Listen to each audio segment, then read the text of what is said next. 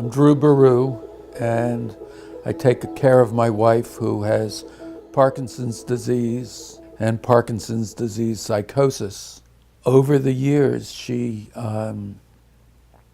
started to have these odd symptoms of walking around the house and talking to plants. That was my first indication.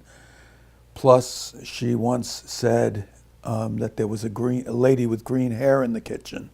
Out of that came a diagnosis of Parkinson's disease psychosis.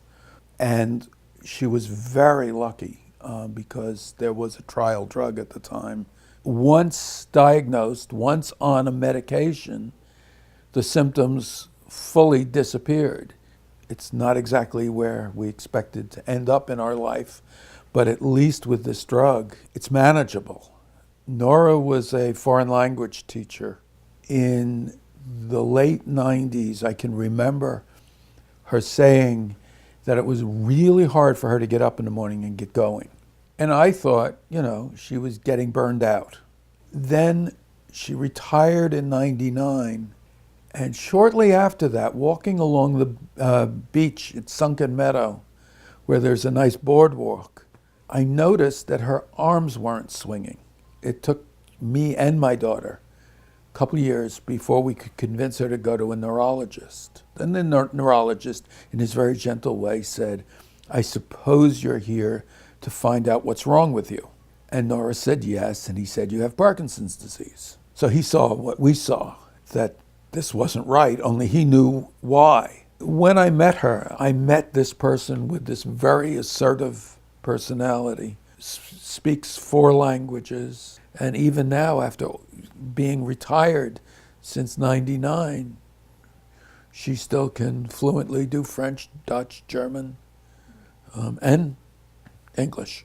As a caregiver, I spend a lot of time managing. And that's fine. There's nobody else, so you do it. It's just a continual battle of keeping going. Over the years, I've developed diabetes. This year, I had open heart surgery for a triple bypass. Surprised the hell out of me. And suddenly we were faced with the situation of, what do I do with Nora? We wanted to go see our daughter. So I bought a used motorhome and we traveled cross country. And we had a great time. We went for just about a month to spend time together that is not stressful for her. She can look at the scenery, we can talk. That's fun, actually. She never thought she'd like living in a motorhome. But it turns out she loves it. So it's become a really good solution for us.